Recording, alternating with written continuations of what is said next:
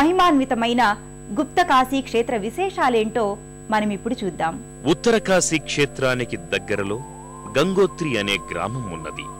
దీనికి 28 కిలోమీటర్ల దూరంలో హిమాలయ సానువుల్లో దోపితాల్ అనే సరస్సు ప్రకృతి సిద్ధంగా ఏర్పడి నయన మనోహరంగా పర్యాటకులను ఆకర్షిస్తుంది.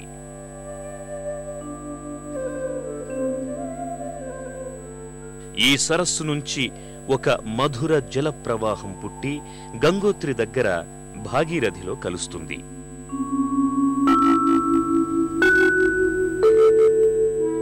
గంగోత్రి దగ్గర నుంచి కనిపించే గంగానదికి భాగీరథి అనే పేరు ఇక్కడ ప్రసిద్ధం. గంగోత్రి నుంచి దేవప్రయాగ దాకా ప్రవహించిన తరువాత భాగీరథికి గంగానది పేరు ఏర్పడుతుంది.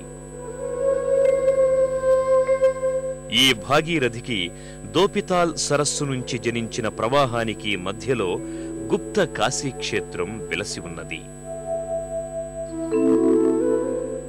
ఈ క్షేత్రానికి గుప్తకాశీ అనే పేరు రావడానికి ఓ ఆసక్తికరమైన కథనం ప్రచారంలో ఉంది. కురుక్షేత్ర సంగ్రామంలో కౌరవ సోదరులను సంహరించిన పాండవులకు పాప భయం వెంటాడింది. ఈ నేపథ్యంలో వారు మహర్షుల సూచన మేరకు కాశీలో ఉన్న విశ్వనాథుణ్ణి దర్శించుకోవడానికి బయలుదేరారు.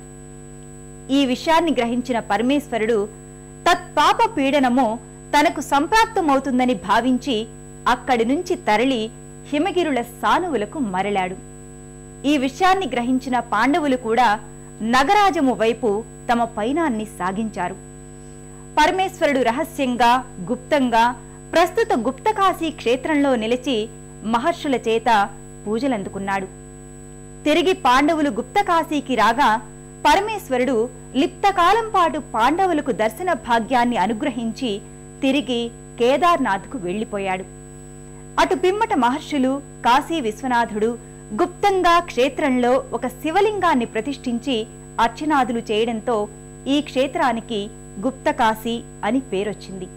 ప్రధాన రహదారి నుంచి కేదార్నాథ్కు వెళ్లే దారిలో ముందుగా గుప్తకాశీలో భక్తులకు ప్రథమ దర్శన భాగ్యాన్ని కలగజేసే గుప్త కాశీనాథుడు నెలకొని ఉన్నాడు.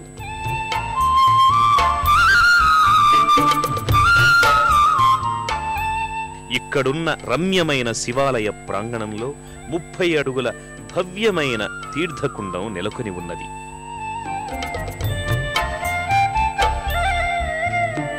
రత్నసానుశరాసనం రజతాద్రిశృంగనికేతనం శిల్జినీకృత పల్లగేశ్వరమచ్యుతానలసాయకం క్షిప్రదగ్ధపురత్రయం త్రిదశాల. గర్భాలయంలో భక్తులకు కాశీ విశ్వనాథుడు లింగ రూపంలో దర్శనమిస్తాడు.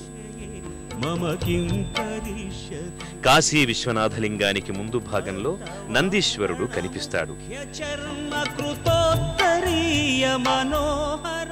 గర్భాలయానికి చేరుకున్న భక్తులు కాశీ విశ్వనాథలింగాన్ని దర్శించుకుని భక్తి శ్రద్ధలతో చేతులు జోడిస్తారు. దేవసింధుతరంగశీకర సిక్త శీత జటాధరం చంద్రశేఖర. గర్భాలయానికి పక్కగా భక్తులకు అర్ధనారీశ్వరాలయం దర్శనమిస్తుంది. ఈ ఆలయంలో కొలువైన అర్ధనారీశ్వరుడు సర్వమంగళకారకుడని భక్తుల నమ్మిక. అలాగే ఇక్కడ ఈ స్వామిని దర్శించుకునే భక్తులకు శివ కైవల్యం ప్రాప్తిస్తుందని చెబుతారు.